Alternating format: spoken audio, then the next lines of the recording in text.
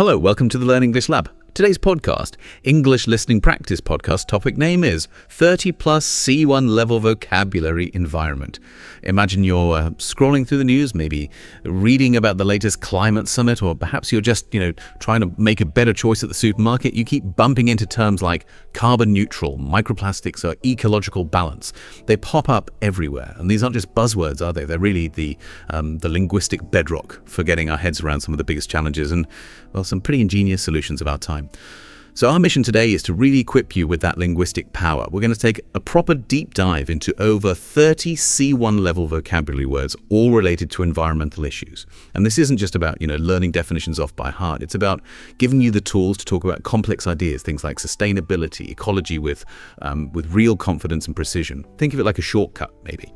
A way to truly understand and actually participate in those global environmental discussions. To go from just observing to being, well, an active, informed participant. Exactly. And the value here, I think, goes way beyond just having a list of words. The specific set of terms, this lexicon, it really reflects the intricate nature, the complexity of environmental science, policy, and even our everyday actions. Each term isn't just floating in isolation. It's more like a doorway, a doorway into understanding the what, the why, and the how of our planet's health. These words help us grasp these really interconnected systems. They reveal human impact, and, well, ultimately, they guide us towards maybe more thoughtful responses to the environmental challenges we're all facing. That's a perfect way to put it. A doorway. I like that. Okay, then. Let's unpack this. Let's start with some powerful adjectives. Words that describe environmental states and qualities, the kind that really define a lot of the conversation around the planet. We're going to kick off with a term I think many of you have probably heard, but maybe the nuances are becoming more and more critical now. Biodegradable. So when we label something as biodegradable, we're basically saying it can be broken down by living organisms, bacteria, fungi, that sort of thing, natural processes. The ideal outcome is that it just returns harmlessly to the environment, doesn't leave behind any lasting pollution. And we've definitely seen a huge push recently, haven't we? Companies making more biodegradable packaging, trying to tackle those mountains of plastic waste in landfills and our oceans. It feels like a direct response to the whole plastic crisis, hoping that what we throw away won't just hang around for centuries. Indeed it is. And the why behind embracing biodegradable stuff is really centered on minimizing that long-term harm to ecosystems. But, and this is a really crucial distinction, not all biodegradable is created equal. That's key. Many consumers, understandably, assume biodegradable just means it'll break down anywhere, like in your home compost heap or, if it accidentally ends up in a park. But the reality is many so-called biodegradable plastics actually need very specific industrial composting conditions. We're talking high heat, specific microbes, things you just don't get in your garden or certainly in the ocean. Right. So it needs a special environment itself to break down properly. Exactly. Without those precise conditions, they can still persist in nature for a very long time. Or maybe even worse, break down into those tiny microplastics we'll talk about later. Think about biodegradable detergents, though. They are formulated differently. They're designed to break down harmlessly in water systems, preventing chemical buildup and protecting fish and aquatic life. That works. But if a biodegradable plastic bag ends up floating in the sea, that's a completely different story. It's not going to break down in the same way at all. Okay, that's a really vital clarification. So the context where it ends up matters hugely. And the practical applications, when they are genuinely effective, well, they can be quite widespread. Gardeners, for instance, they often choose biodegradable pots made from peat or coir, the ones. You can plant the seedling pot and all straight into the ground. And the pot just naturally integrates as the plant grows, feeding the soil. That truly supports sustainable gardening. Reduces plastic waste, adds organic matter. So as consumers, understanding these nuances really empowers us to make genuinely informed choices, to look beyond just the label and ask, okay, what conditions does this actually need to provide an environmental benefit? Precisely. It encourages a more critical eye. Okay, next up, let's dive into two terms that, well, they often get used almost interchangeably, but the distinctions are critical when we're talking about climate action. Carbon neutral and zero emission. Let's tackle carbon neutral first. So this describes a state where the carbon dioxide emissions produced are perfectly balanced out by an equivalent amount of carbon absorption or offsets, the result being zero net emissions. And here's where that idea of balance really comes into play. Yeah, absolutely. It's not necessarily about producing no carbon emissions at all. It's more about making sure that for every ton of carbon pushed into the atmosphere, an equivalent ton is somehow pulled back out or prevented from being released elsewhere. This strategy gets used a lot in big initiatives. For example, you might have a large international conference aiming to be carbon neutral. Right. They'd calculate all the emissions from flights, the venue, everything, and then they'd offset that, maybe by investing in verified tree planting projects or funding renewable energy schemes that displace fossil fuels. It's a calculated balancing act. It's an absolutely vital distinction from just outright elimination. Zero emission means no output, full stop. Carbon neutrality, though, acknowledges that some emissions might be unavoidable right now, but it seeks to mitigate their impact on the atmosphere. And the science behind offsetting, well, it involves some pretty complex modeling and verification. It has to, really. But it's also a practice that faces a fair bit of scrutiny, Yeah. There are ongoing debates about how effective and how permanent some offsets really are. Like tree planting. Exactly. Especially forestation trees are great, but they can be vulnerable to wildfires, disease, logging. The key challenge is making sure these offsets represent additional carbon removal that wouldn't have happened anyway, and that it's genuinely long-lasting. On the other hand, things like wind farms or big solar arrays, those are more direct carbon-neutral energy sources. They generate power without adding new CO2 to the atmosphere in the first place, helping maintain that equilibrium. And businesses are really jumping on this concept too, aren't they? Yeah. Lots of companies are adopting carbon neutral practices, partly for ethics, sure, but also because consumers are demanding more environmental responsibility. Yeah. Being transparent about their carbon footprint and making genuine efforts to offset it, that can really boost their brand image and appeal to people who care about the environment. But as you pointed out, the informed listener, well, you'll now maybe dig a bit deeper, won't you? Ask about the quality of those offsets, how verifiable they are. Good point. It pays to be discerning. Which brings us neatly to zero emission. Now, this refers to processes or vehicles that produce absolutely no harmful gases or pollutants at all from their actual operation. This is the ideal, isn't it? The truly clean slate. And it stands in really clear contrast to that offsetting approach of carbon neutrality. Think about electric cars. They are the classic example of zero-emission vehicles at the tailpipe. Right. Nothing comes out the back. Exactly. No exhaust fumes, which directly improves air quality in cities, helps with public health, especially in congested areas.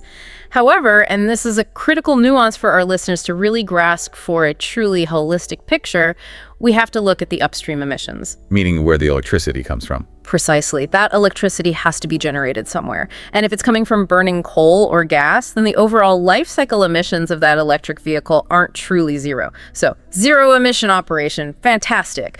But zero emission life cycle, that's the ultimate goal. And that requires shifting our entire energy grids over to renewables. That's a profound point.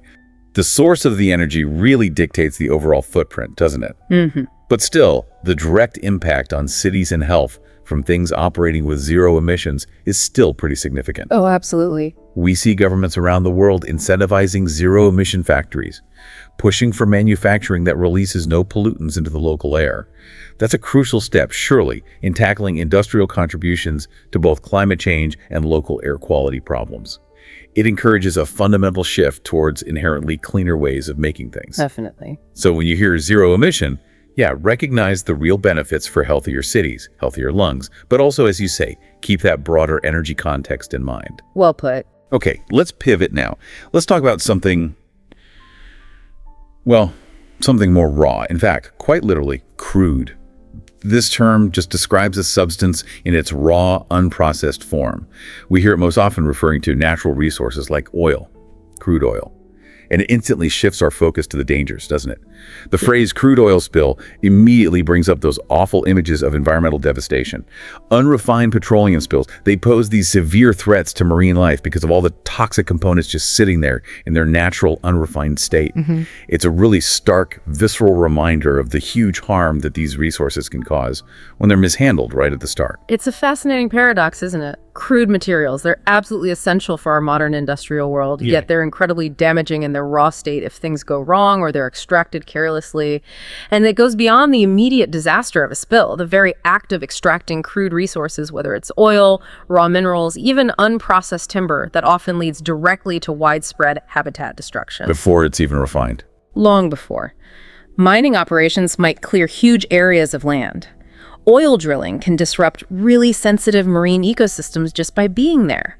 Harvesting raw materials fundamentally changes landscapes, displaces wildlife, and impacts the whole balance of ecosystems. And even though our main focus here is environmental, you can't really separate it from the economy, can you? No, they're intertwined. The price of crude commodities, oil, metals, agricultural stuff, it's constantly fluctuating based on global demand and supply. It just highlights how deeply reliant we are on these environmentally impactful extractions. So understanding this term crude, it really helps you grasp that foundational environmental cost. The true price, beyond the market value that our planet often ends up paying. A hidden cost in many ways. Right. Okay, our next adjective is ecological. This describes anything related to those intricate interrelationships between organisms and their environment. Basically, the web of life. And this is such a foundational concept, isn't it? Because it forces us to think holistically, systemically. When we talk about ecological studies, for example, we're looking at research that shows exactly how cutting down trees in one bit of the Amazon can dramatically affect not just the local monkeys and birds, but global weather patterns and biodiversity miles away. It's all about understanding that delicate, complex web and how everything is fundamentally connected. Yeah, and if we connect that to the bigger picture, ecological really emphasizes the idea of ecosystem services. All those countless benefits nature just gives us: clean air, clean water, pollination for our crops, climate regulation. Things we often take for granted. Totally. So promoting ecological balance isn't just about saving a few iconic animals like pandas or tigers. It's about safeguarding these entire systems that support us. If you disrupt one key species or a crucial habitat, it can send ripples right through the food web, mess up nutrient cycles, and ultimately impact human well-being. So having an ecological understanding is absolutely crucial if we want to develop environmental solutions that actually work. Solutions that consider the whole system and anticipate those complex knock-on effects. And we do see this principle applied in some really practical, quite hopeful ways, like ecological farming methods. Right, like permaculture or regenerative agriculture. Exactly. Practices that prioritize soil health, foster biodiversity by encouraging beneficial insects, rely on natural pest control. They work with the environment, not against it. They respect those connections and aim for long-term sustainability, not just short-term profit. So yeah, understanding this holistic view is vital for effective solution. Great. Okay, now let's turn our attention to something a bit more specific. A high-stakes environmental hazard, radioactive. This refers to anything emitting or relating to dangerous energy from nuclear reactions. I think the immediate thought for many people is the massive challenge of dealing with radioactive waste from nuclear power plants. The disposal issue. This waste needs incredibly secure long-term storage. We're talking thousands, even tens of thousands of years to stop any leaks. Because even tiny releases can have devastating, really long-lasting effects on the environment and human health. It just highlights the need for unbelievably robust safeguards and, ethical long-term planning in nuclear stuff. Without a doubt. The long-term devastating consequences of radioactive contamination are almost, unparalleled among environmental hazards. Areas affected by radioactive fallout, think Chernobyl, Fukushima, they can stay uninhabitable for decades, sometimes centuries, because these radioactive isotopes just stick around. And to really get it, it helps to know there are different types of radiation: alpha, beta, gamma, each with different abilities to penetrate materials and affect living tissue. And the concept of half-life is central too. That's the time it takes for half the radioactive atoms in something to decay. Some isotopes have half-lives of seconds, but others, like plutonium-239, have a half-life over 24,000 years. 24,000 years. That really puts the scale of the storage problem into perspective, doesn't it? It certainly does. It becomes an intergenerational challenge. So the need for vigilance is just ongoing, multi-generational, as you say. Scientists are constantly monitoring radioactive levels in soil, water, air, especially after industrial incidents or around existing nuclear sites. Standard procedure. It's all about assessing risks, tracking where contamination might go, and ensuring public safety over these incredibly long timescales. So for you, the listener, understanding radioactive means recognizing these unique, profound, and often multi-generational challenges and the grave risks involved with nuclear materials and energy, both when it's used controllably and in the, unthinkable event of an accident. It demands respect, this technology. Definitely. Yeah. Okay, our final adjective in this section is free range. This relates to farming methods where animals can move around and forage freely rather than being stuck in small enclosures. Now, this might seem pretty straightforward, but it carries quite significant environmental, ethical, even economic implications. When we talk about free-range eggs, for example, we mean eggs from hens that actually get to roam outdoors, scratch around for bugs, behave like chickens, basically. And that generally leads to better animal welfare compared to those really intensive industrial farms where animals are often kept in tiny cages or crowded sheds with hardly any space or access to the outside. And that choice, when consumers make it, connects directly to broader ideas about sustainable agriculture and reducing environmental strain. People often choose free-range meat or eggs, not just because they care about the animals, but because they want to support farming practices that seem more sustainable. These methods usually involve less intensive farming, which can mean less pressure on the environment. Things like less concentrated waste runoff, maybe less water use, less need for vast amounts of industrially grown feed. However, it's also true that free-range farming typically needs more land per animal. So that brings up a different set of land use considerations. It's complex. Right. It's not a simple fix-all. Not entirely. The whole debate around sustainable meat production is tricky. Free range is often seen as a definite step in the right direction, but maybe not the complete solution for global meat consumption levels. That's a fair point about the land use.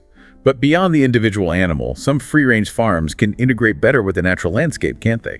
Promoting biodiversity on the farm itself. Potentially, yes. Like letting chickens roam can help with pest control naturally, aerate the soil.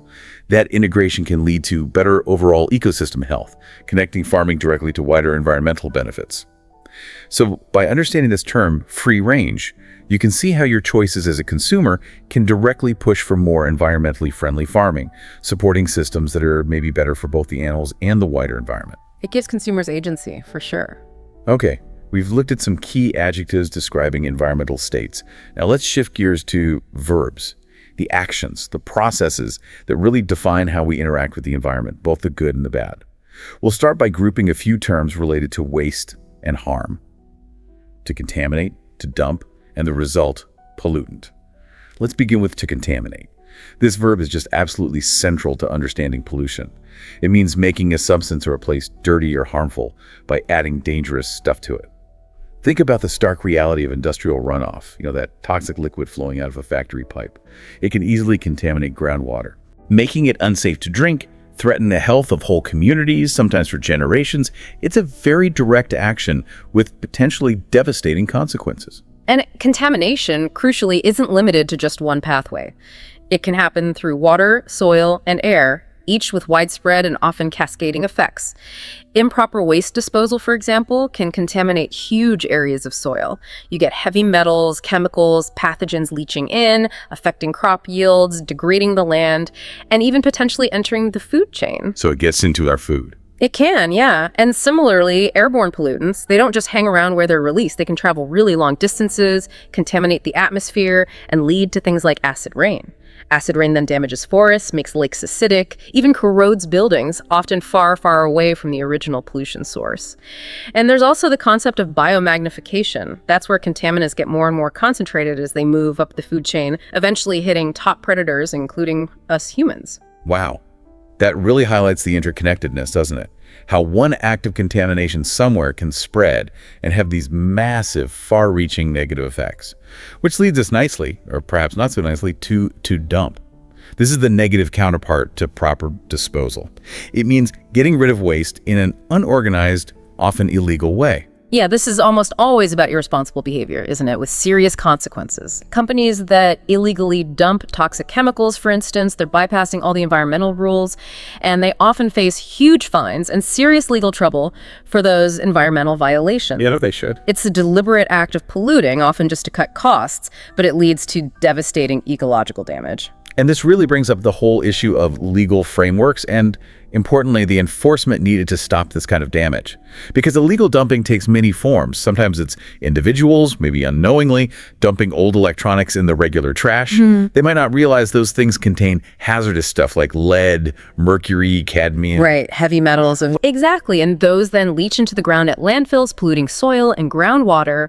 Then on a bigger scale, you have things like illegal loggers just dumping all their leftover debris straight into rivers. That disrupts aquatic habitats, pollutes the water, messes up the river flow. It all just underscores the need for strict rules, proper monitoring, and better public awareness about responsible waste management. Because the cost of cleaning up illegal dumping is always way higher than preventing it in the first place. Absolutely. And all these actions, contamination, dumping, they lead to the creation of pollutants, which is our next noun. It's the sort of umbrella term for any harmful substance introduced into the environment. Yeah, it's a broad category, but so critical. Think about factories releasing air pollutants like that fine particulate matter, PM 2.5, or sulfur dioxide, volatile organic compounds. Nasty stuff. Really nasty. We know they cause serious respiratory problems for people living nearby, make asthma worse, contribute to smog and haze. They're like invisible threats with very real health impacts. The definition of a pollutant is indeed really wide. It covers substances that harm air, water, and soil at all sorts of scales. Water pollutants, for example, include everything from farm pesticides and fertilizers washing into rivers, Runoff. to industrial waste being directly discharged into the sea, even things like pharmaceutical residues that get through wastewater treatment plants. In soil, you worry about heavy metals or things called persistent organic pollutants, POPs that just don't break down and can make land infertile or unsafe for growing food. Reducing pollutants across all these areas, air, water, soil, is just paramount. Not just for the environment itself, but for making cities more livable, protecting delicate ecosystems, and safeguarding our own health directly. It needs comprehensive solutions, from regulations to new technologies. Recognizing all those diverse forms of harm caused by pollutants and the absolute need for comprehensive solutions to cut them down. Yeah, that's vital for a healthier world. Couldn't agree more. Okay, on a more positive note now, let's turn to actions that actively try to mitigate waste and maybe even restore environmental health. First up, to compost. This means converting organic waste into nutrient-rich soil through natural decomposition. Now, this feels like a truly constructive action, doesn't it? Counteracting waste, turning what would just be rubbish into something valuable. Lots of households now actively compost kitchen scraps, fruit and veg peelings, coffee grounds, eggshells, and transform them into this amazing nutrient-rich stuff that really enriches garden soil naturally. It's a simple, everyday thing that turns trash into treasure for growing new plants.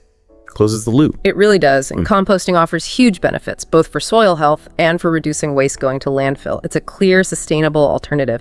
See, when organic waste food scraps, grass cuttings, goes to landfill, it decomposes anaerobically. That means without oxygen. Okay. And that process generates methane. Methane is a really potent greenhouse gas, much worse than CO2 for trapping heat in the short term. I didn't realize landfill produced methane like that. Oh yes, it's a major source. Composting, on the other hand, allows for aerobic decomposition with oxygen. That produces lovely humus for the soil and drastically cuts down those methane emissions. So many cities are now actively encouraging residents to compost yard waste and food scraps, specifically to divert that stuff from landfills, reduce greenhouse gases, and make landfills last longer. And it's not just a backyard thing, is it? Farmers do it on a huge scale too. Absolutely. Farmers compost massive amounts of manure, crop leftovers, other organic stuff to improve their soil structure, help it hold water better, boost fertility, all reducing the need for synthetic chemical fertilizers. So for you, the listener, understanding to compost means recognizing a really practical, impactful step you can take towards sustainability, whether it's at home or supporting community schemes. It directly helps the planet and supports a more circular economy. It's empowering, actually. Yeah. It is. And hand in hand with composting, let's look at another powerful positive action, to reuse. Simply using something again, maybe for a different purpose, extending its life before it becomes waste. This whole concept is about getting more value, more life out of an item. It's fundamental to sustainability. Yeah. We see communities finding really creative ways to reuse things. Plastic bottles turned into planters, for instance. That promotes upcycling and keeps plastic out of landfill. Or just think about simple things like reusable shopping bags, coffee cups, water bottles. Those are easy daily choices that, when lots of people do them, make a massive difference in cutting down single-use waste. Reusing is absolutely critical in the waste hierarchy. That's the mantra: reduce, reuse, recycle. And reusing is generally considered much better than recycling. Why is that? Because it usually takes way less energy and fewer resources to just put an item back into use. Think about making a brand new glass bottle that uses a ton of energy and raw materials, washing and refilling an existing one. Much, much less impact. On an industrial scale, too, factories are increasingly reusing wastewater after treating it, rather than just dumping it and drawing fresh water. That conserves precious resources and reduces the overall demand and environmental impact. And getting this habit ingrained from a young age seems really important for building that ecological mindset. Definitely. Kids often learn to reuse old clothes for craft projects, turning rags into something new, or making dens out of cardboard boxes. It sparks creativity, sure, but it also fosters that early eco-awareness and appreciation for the stuff we consume. So for you listening, this means recognizing those empowering actions you can take every single day. Bringing your own bag, finding new uses for old things. It all adds up to significantly reducing your personal waste footprint. Small changes, big impact collectively. Okay, our next verb is to refine. This means purifying a substance, removing impurities or unwanted bits. This is how lots of raw materials get transformed into stuff we can actually use, often essential products. Though yeah, frequently with significant environmental impacts along the way. The classic example is an oil refinery. These huge industrial sites take crude petroleum and meticulously refine it into fuels like gasoline, diesel, jet fuel, plus lubricants, petrochemicals. It's a process that gives us energy in countless products, absolutely essential right now. But it's also incredibly energy hungry and can be a major source of air and water pollution if it's not managed really carefully. You're right. While refining is often a necessary step to make materials usable or safe, we do have to acknowledge the energy demands and the potential pollution, the byproducts, the emissions. However, the verb to refine also applies to really critical environmental management work. Think about water treatment plants. Good point. They use sophisticated processes to refine contaminated water, meticulously removing impurities, harmful bacteria, chemicals to make it safe to drink. That's a vital refining process that directly protects public health and conserves water. And in things like mining and material science. Yeah, metallurgists are always working to refine ores to get pure metals, iron, copper, aluminum. And increasingly, the goal isn't just purity, but improving the efficiency of the refining process itself, minimizing the waste products generated. So for you, the listener, to refine gives a window into that complex industrial side of resource management, the intricate processes, the tech advancements, and those inherent environmental trade-offs involved in getting the materials and energy we rely on every day. It's rarely black and white. Now, for a rather more somber but absolutely crucial verb, one that really underscores the urgency of these environmental discussions, to die out. This means to become extinct, to cease to exist completely. This verb describes the ultimate irreversible loss in environmental terms. It's just finality. And we hear it with increasing frequency when talking about biodiversity, don't we? Sadly, countless species are threatened or actively dying out right now because of rampant habitat loss, often a direct result of human activities, urbanization, farming expansion, industry. Once a species is gone, it's gone forever, taking its unique genetic code and its specific role in the web of life with it. What's truly sobering here is how powerfully this single term encapsulates the global biodiversity crisis, which is happening at a rate unprecedented in human history. And the drivers of extinction are numerous, often interconnected. Climate change altering habitats too fast for species to adapt, pollution poisoning ecosystems, overexploitation through fishing or hunting, invasive species outcompeting native ones. When we say a species will die out, it signifies this irreplaceable loss, not just of an organism, but often of unique genes, vital ecological functions, and just inherent natural beauty. Plus, there's this concept of extinction debt. Extinction debt, what's that? It suggests that some species are already effectively doomed because of past environmental damage, even if they haven't vanished just yet. The trajectory is set. And it's not just species. Think about glaciers. Glaciers in many parts of the world are predicted to die out completely because of global warming. That permanently changes landscapes, impacts water supplies downstream, contributes to sea level rise. That idea of extinction debt is really powerful. A chilling reminder that some consequences are already locked in. This verb, to die out, it truly underscores the urgency of conservation. It reminds us our actions have irreversible consequences, and stopping species from dying out needs concerted, immediate, global action protecting habitats, tackling climate change, reducing pollution. It gets to the very heart of why environmental protection matters. The stakes couldn't be higher, really. All right, we've covered some important verbs. Now let's move on to nouns, the environmental actors, the phenomena, the infrastructure that shapes our world. We'll start with the human element. Conservationist and eco-anxiety. First, conservationist. These are the people often on the front lines, the passionate advocates for protecting the environment and wildlife. You might picture a conservationist leading campaigns to save rainforests from logging or working tirelessly to preserve crucial habitats and the amazing biodiversity they hold. Dedicated people blending science and advocacy. And conservationists play incredibly diverse roles. It's much broader than just activism, although that's vital too. There's scientists doing crucial research, policy experts influencing laws, field workers doing hands-on restoration. Many collaborate directly with governments, with international bodies, lending their expertise to help draft wildlife protection laws, establish national parks or marine protected areas, and make sure those legal frameworks actually safeguard vulnerable species and ecosystems. Their work often means challenging powerful economic interests, but their dedication to the long-term health of the planet is usually pretty unwavering. And in our modern connected world, their advocacy has evolved too, hasn't it? Yeah. Young conservationists today are amazing at using social media digital platforms Absolutely. to raise awareness about endangered species, urgent environmental threats, reaching huge global audiences, and mobilizing support in new ways. So for you listening, this term should maybe serve as an inspiration. It highlights the sheer breadth of environmental advocacy and shows that anyone, really, in different ways, can contribute meaningfully to protecting our planet. Everyone has a role to play. Now, let's turn to a very modern, increasingly relevant term, one that speaks to the human psychological response to all these challenges: eco-anxiety. This describes that intense, sometimes overwhelming worry about the current and future state of the environment due to human actions. And it's a genuine and growing thing, isn't it? We're seeing rising levels of eco-anxiety, especially among young people. It's prompting calls for mental health support in schools and universities.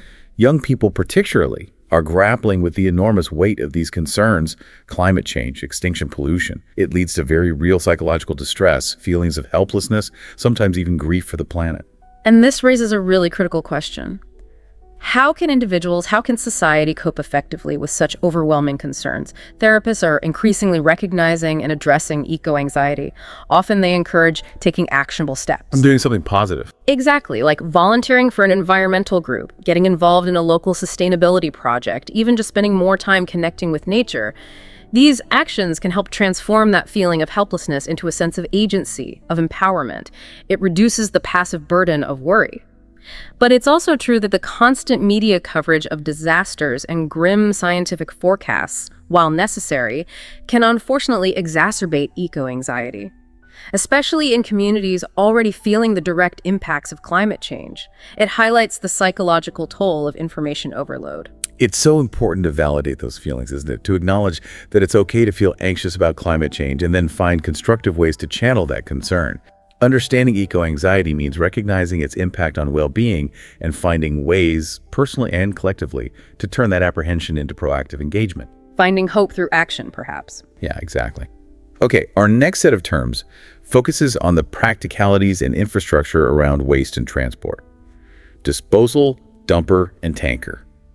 Let's begin with disposal. This is simply the act or process of getting rid of waste materials. This term really highlights the practical, sometimes complex side of managing waste. Take household batteries, for example. Proper disposal is absolutely essential. Really important. Right, to stop the heavy metals and toxic chemicals inside them from leaching into the soil and water. That can have really long-lasting, damaging effects on ecosystems and potentially our health. It's not just about throwing something away, it's how you do it safely. And the emphasis on proper disposal can't be stressed enough, especially for hazardous or specialized stuff. Electronic waste, Right. e-waste, your old phones, computers, TVs. Yeah, we all have some lurking somewhere. Exactly. It can't just go in the regular bin. Its disposal needs specialized recycling facilities that can safely handle all the complex bits, recover precious metals, and deal with the toxic substances properly. Unfortunately, illegal disposal sites are still a persistent global issue. Places where waste is just abandoned or buried improperly. These sites contribute massively to groundwater contamination, soil degradation, air pollution, often hitting marginalized communities the hardest. So understanding disposal means recognizing that huge responsibility that comes with waste, our own waste, society's waste, and the specific, often complex methods needed to stop it causing environmental harm. It's the end-of-life stage, but crucial. From the general act, let's move to a specific tool: the dumper. A large truck designed to unload waste or bulk materials by tilting its container. You see these everywhere on construction sites, right? They're indispensable there. Construction sites use dumpers to efficiently move and unload massive amounts of debris, soil, rock, rubble. They're the real workhorses for big projects. They really are central to waste management and resource handling in lots of sectors. Municipal dumpers, for instance, the bin lorries, garbage trucks. They're the backbone of collecting our household waste, taking it to landfills, recycling plants, or incinerators. And then on an even grander scale, think about mining operations. They use enormous dumpers, sometimes the size of a small house, to haul ore, moving vast quantities of earth and raw material. Part of the global supply chain. Their efficiency in moving bulk is undeniable, but it also kind of underscores the sheer volume of resources we extract and the amount of waste we generate. Good point. So a dumper isn't just a truck. It's a key bit of logistics in that large-scale movement of materials that both fuels our economy and, well, impacts our environment. Helps you visualize the physical side of it all. The sheer scale. Another critical piece of infrastructure, often with significant environmental risks attached, is the tanker. A large vehicle, ship, or aircraft for transporting big quantities of liquids, especially oil. Yeah, when we talk about oil tankers, we picture those enormous ships carefully navigating the oceans, trying desperately to avoid spills in sensitive waters. High stake. Totally.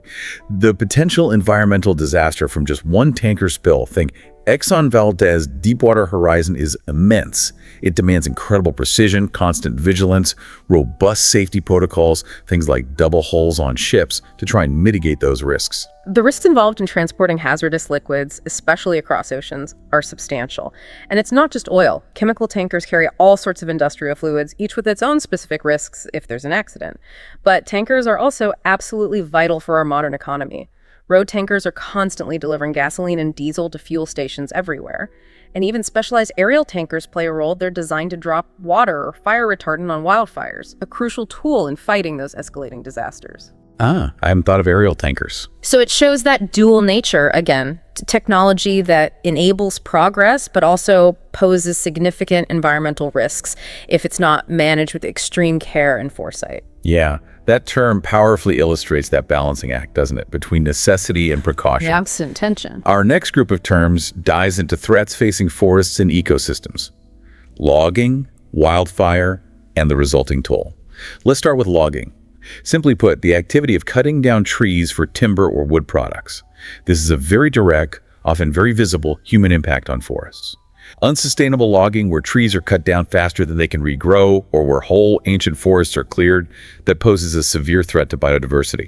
It destroys critical habitats, breaks up landscapes, disrupts the whole balance of forest life, often leads to soil erosion too. And it's really important to differentiate between sustainable and unsustainable logging, because the impact varies massively. Clear cutting, where everything goes, is often devastating, but selective logging methods aim to minimize disruption, carefully choosing trees, letting others grow. But the broader impact of any logging goes beyond just the trees themselves. It affects soil stability, water cycles, the complex food webs of everything living in the forest. And crucially, forests are vital carbon sinks, right? They soak up huge amounts of CO2. Extensive logging, especially in primary old-growth forests, not only releases all that stored carbon, but also reduces the planet's ability to absorb future emissions. Double whammy. Exactly.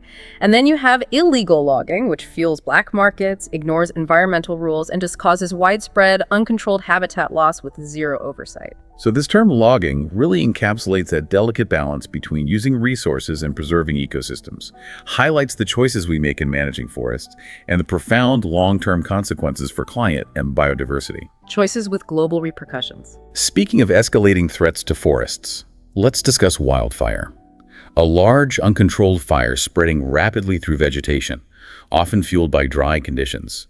These just seem to be becoming terrifyingly frequent and devastating across the globe, don't they? They really do. We know that long dry spells, often made worse by climate change and drought, create the perfect conditions, the fuel, for wildfires, especially in places like California, Australia, the Mediterranean, the Amazon. These fires can just explode in size and intensity so quickly, making them incredibly hard to contain. And wildfires can be natural, triggered by lightning. Some ecosystems even rely on occasional fires for regeneration, but human activity and climate change are undeniably making them more frequent, bigger, and much more intense, more destructive, and there's a dangerous feedback loop happening. Oh, so? While more intense droughts and heat waves driven by climate change create drier fuel, that leads to bigger wildfires. Those wildfires then release massive amounts of stored CO2 into the atmosphere. That CO2 then exacerbates climate change, leading to even hotter, drier conditions, which leads to more fires. Wow, a vicious cycle. It's a really challenging cycle to break. Meanwhile, you have firefighters battling these blazes, often heroically, risking their lives to protect towns, homes, and crucial ecosystems from being destroyed. So wildfire really represents that complex interplay of climate, human activity, and natural disasters. Highlights the urgent need for prevention, like better forest management, controlled burns, and also for rapid response. A multifaceted problem. And when these disasters strike, wildfires, hurricanes, floods, we measure their impact in terms of their toll. This noun refers to the number of casualties, the extent of damage, the total losses. When we talk about the toll from a major hurricane, for example, we're counting the human cost, thousands displaced, injuries, sadly, lives lost. But it also covers the huge damage to infrastructure, the destruction of natural landscapes like coastal wetlands, the long-term economic hit to communities. It's a way to try and quantify that devastating multi-layered impact. And without a doubt, climate change is escalating the toll on communities and ecosystems everywhere. We see it with rising sea levels causing more frequent coastal flooding, more intense storms directly increasing the toll on vulnerable coastal areas. Similarly, those more frequent, more intense wildfires take a heavy toll on forests, wiping out huge areas of habitat, but also severely degrading air quality for millions, impacting health far beyond the fire zone itself. And the economic toll, billions needed for rebuilding, lost livelihoods, that's rapidly growing too. The term is also used to assess the toll on biodiversity species loss, ecosystem degradation globally. This term really forces us to confront the human and ecological cost of environmental disasters. Reminds us of the urgent need for adaptation, mitigation, and global cooperation in the face of this rapidly changing climate. It brings the consequences into sharp focus. Okay, next, let's explore two specific, pervasive pollutants that pose significant environmental and health challenges: carbon monoxide and microplastic. Let's start with carbon monoxide, that colorless, odorless, poisonous gas produced when fossil fuels or other carbon stuff burns incompletely. Ew. And because you can't see it, smell it, or taste it, it's particularly insidious, isn't it? Dangerous. Extremely. Carbon monoxide detectors are absolutely essential safety gear in homes with gas furnaces, water heaters, any gas appliance, really. They give that life-saving warning against the silent killer, preventing poisoning that can be fatal. Yeah, the crucial health hazard is that CO binds to hemoglobin in our blood much more readily than oxygen does. It basically forms carboxyhemoglobin and starves our organs of the oxygen they need. On a larger scale, vehicle emissions are a major source of carbon monoxide, contributing significantly to urban smog. That then impacts wider air quality, respiratory health, even visibility. And beyond cars, many industrial processes, metal refining, chemical manufacturing also produce CO. So continuous monitoring of CO levels is critical in those workplaces to protect workers and also to comply with environmental regulations about what's released into the atmosphere. It's both a local and a widespread air pollutant. It's a potent reminder of those hidden dangers in everyday combustion, from our cars to our heating, and the constant need for vigilance and technology to protect us. Awareness is key. Now, for a problem that seems to be everywhere and growing, microplastic. These tiny plastic particles, usually less than 5 millimeters across, found throughout the environment, mostly from larger plastic things breaking down or from synthetic waste. These particles often aren't even visible, but their impact, their omnipresence, is immense.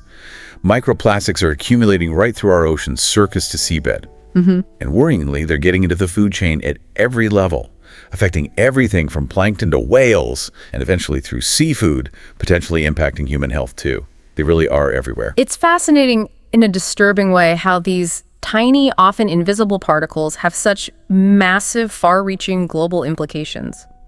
Research shows microplastics are in our drinking water, the air we breathe, the soil our food grows in, even in remote places like the Arctic and high mountaintops. I mean, in us. Recent startling studies have even detected microplastics in human placentas and blood. That raises huge questions about long-term health effects, which we just don't have answers to yet. Major sources include tire wear from cars, synthetic clothing like fleece shedding microfibers when washed, and just the breakdown of all that single-use plastic. Many countries have banned cosmetics with microbeads now, which shows some regulatory response. But tackling such a ubiquitous contaminant, it's a massive challenge. needs innovation in materials, better waste management, and big behavioral shifts globally. This term really helps us understand those invisible pollutants impacting all ecosystems, from the deepest oceans to our own bodies, and the urgent need for comprehensive solutions to this truly global, multifaceted problem. A defining challenge of our time, perhaps. Our next set of terms focuses on critical energy infrastructure and sources, and their complex environmental trade-offs. Pylon, reactor, hydroelectricity, and oil rig. Let's start with the pylon. That tall, often lattice-like metal structure supporting high-voltage power lines. We see them marching across the landscape, don't we? Silently delivering electricity from power stations to towns and cities. They form the backbone of our power grids, essential infrastructure for modern life. Absolutely essential. But pylons are a classic example of those environmental trade-offs we keep mentioning. The very presence of these big structures and the wide corridors cleared for the power lines can have significant ecological impacts. Large birds, like eagles or storks, often collide with pylons in the lines themselves. That's prompted engineers and environmentalists to work together on wildlife-friendly designs, things like bird diverters, making them more visible. Their construction can also fragment habitats, and their visual impact on natural landscapes is often a point of concern for people. Plus, their vulnerability to extreme weather is an issue. Storms can damage pylons, causing widespread blackouts, disrupting energy supply with knock-on economic and social effects. So even essential infrastructure like pylons has an environmental footprint. It needs careful planning, design, mitigation efforts to minimize the impact. A subtle but important piece of the puzzle. Indeed, nothing exists in isolation. Let's turn to the heart of nuclear power. Yeah. The reactor. A device or structure designed to generate nuclear energy through controlled nuclear fission. Nuclear reactors are powerful machines, aren't they? They provide baseload energy that's stable, consistent power supply, and remarkably low carbon during operation. They're a significant part of the energy mix globally, especially for nations trying to cut reliance on fossil fuels. Their ability to generate huge amounts of electricity without directly emitting greenhouse gases is a major advantage. The discussion around reactors definitely involves that complex balance. Profound benefits versus inherent risks. While they offer low carbon power, the safety protocols inside reactors have to be incredibly stringent. Multiple layers of backup systems to prevent catastrophic radioactive leaks. The whole fuel cycle, from mining uranium to enrichment and especially waste disposal, presents environmental challenges. The big one remains managing that high-level radioactive waste long-term. Needs secure geological storage for hundreds of thousands of years. A timescale again. Exactly. But innovation continues.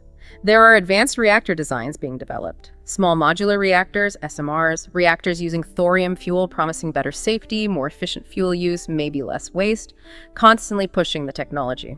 Public perception, though, often shaped by past accidents like Chernobyl or 3 Mile Island, remains a significant hurdle for wider adoption, despite the advancements. So understanding reactors means grappling with both the huge promise of clean power and those inherent, enduring perils of nuclear energy.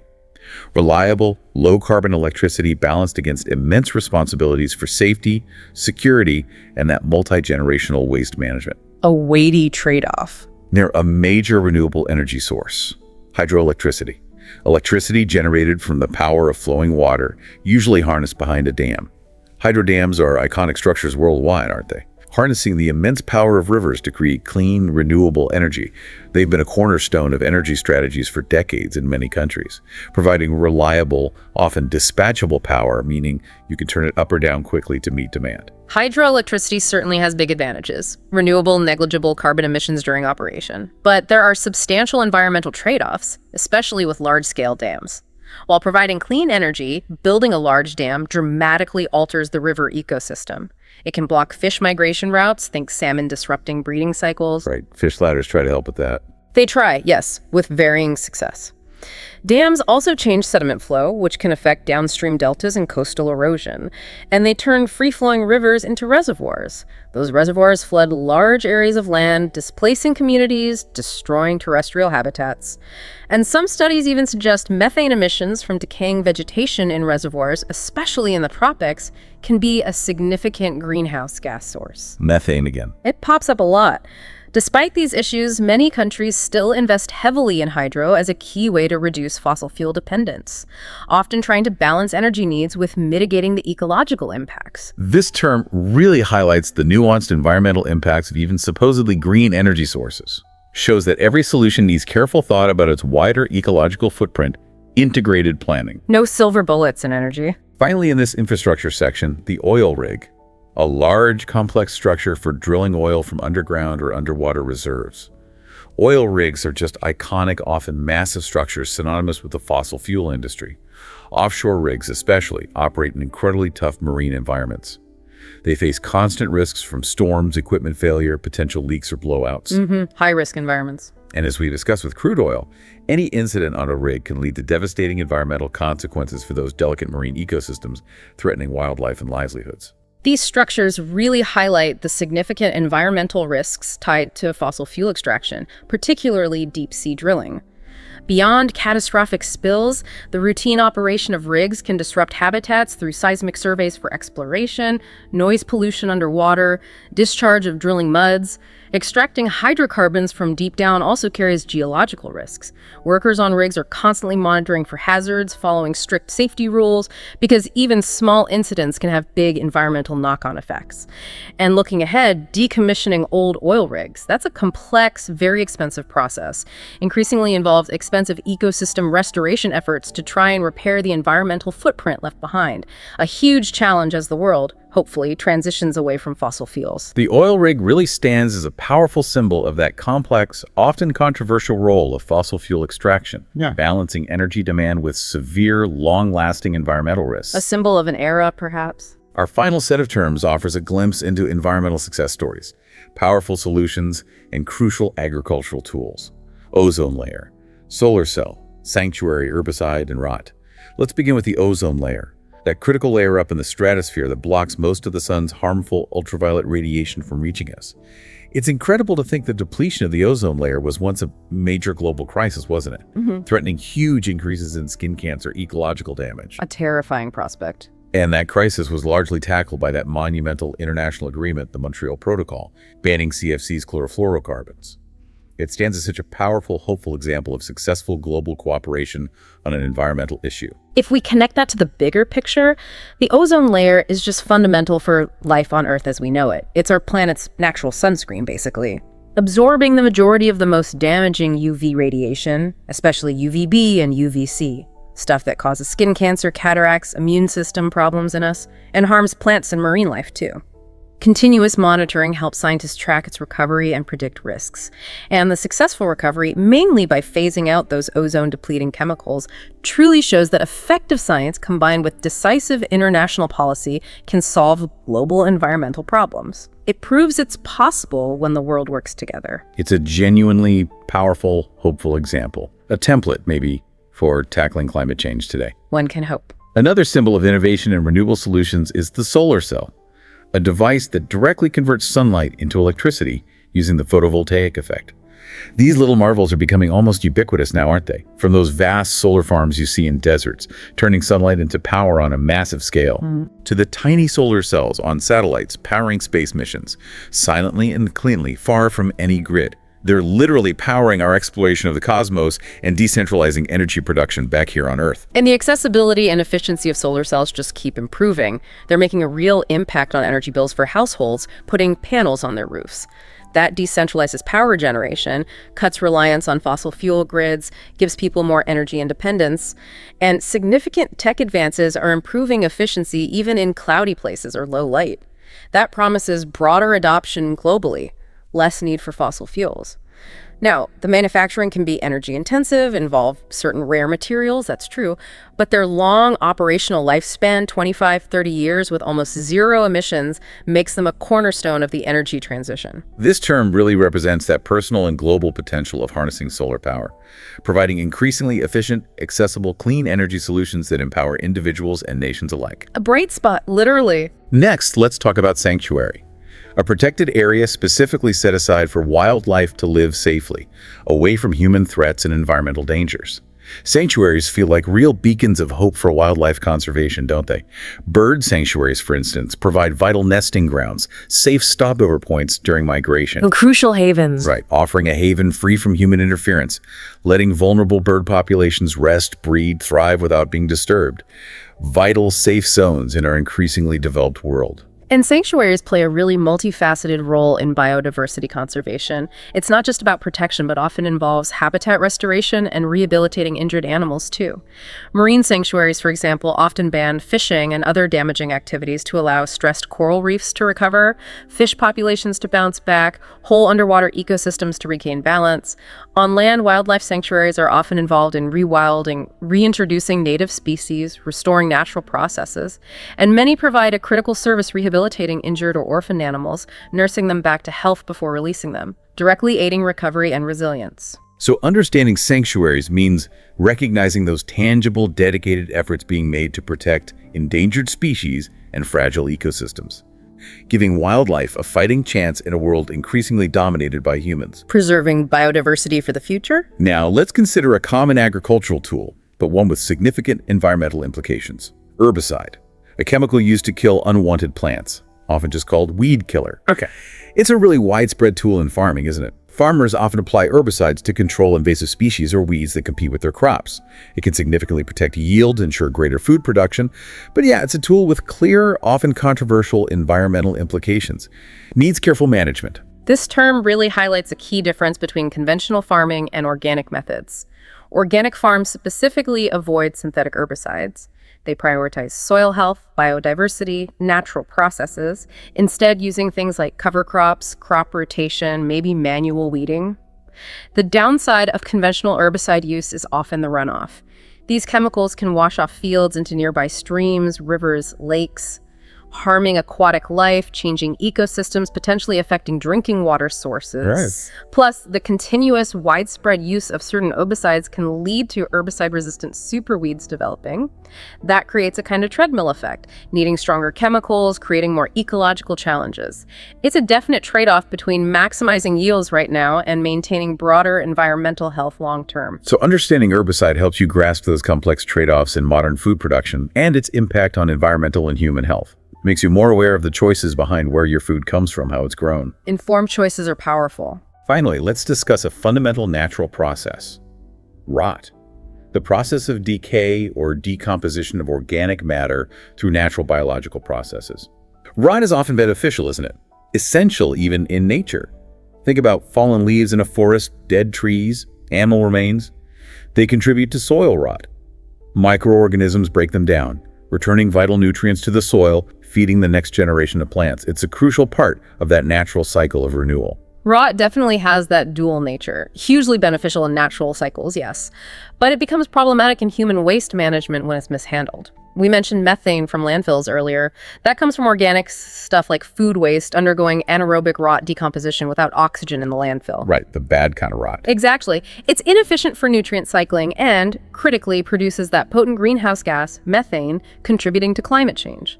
That highlights a direct link between our waste disposal habits and global warming. On a different note, preventing wood rot in buildings requires careful moisture control, ventilation, showing its practical relevance in construction and preserving things we build. So understanding rot means appreciating both the constructive, regenerative side of natural decomposition in healthy ecosystems and the destructive, problematic side when organic matter decays in uncontrolled human-made environments like landfills. Nature's recycling system versus our problematic waste. So what does this all mean? Phew. We've journeyed through over 30 vital environmental terms, from those critical differences between carbon neutral and zero emission to the hidden dangers of microplastics, the vital work of conservationists. Rebuilding and expanding this vocabulary, it isn't just about learning new words, is it? It really empowers you, the listener, to engage deeply effectively with environmental issues. Allows you to articulate your thoughts, understand complex debates, and ultimately join in finding solutions with much greater clarity and confidence. Without a doubt. Language is so much more than just communication. It's fundamental for understanding the nuances, the connections, the far-reaching implications of our actions on this planet. These words, each with its specific weight and context, they aren't just definitions. They're tools for critical thinking, for fostering truly informed, constructive dialogue about our environment. They help us move beyond just surface understanding to a deeper grasp of the challenges and the potential solutions. And we really hope you'll actively apply these words in your own thinking, in conversations, and how you interpret the news or the world around you. The more we all use them, the more naturally and powerfully we can discuss these really pressing topics, making them part of our everyday conversation. That's how we collectively build a more informed, engaged global community. And as we deepen our understanding, perhaps consider this. Which of these words we discussed today, maybe sanctuary, carbon neutral, to reuse, maybe even eco-anxiety, which one best describes the feeling or the action you personally want to prioritize in your own engagement with the natural world moving forward? What resonates most strongly with you after this deep dive? That's a powerful thought to leave you all with. Thank you so much for joining us on this deep dive into essential environmental vocabulary. We hope you feel more equipped, perhaps more inspired, and definitely more ready to engage with these critical topics. If you found this deep dive valuable, please do remember to like, share, and subscribe to our channel. It really helps us reach more curious minds like yours. We're always eager to explore new subjects, so please send in your sources for our next exploration. Until then, keep digging deeper.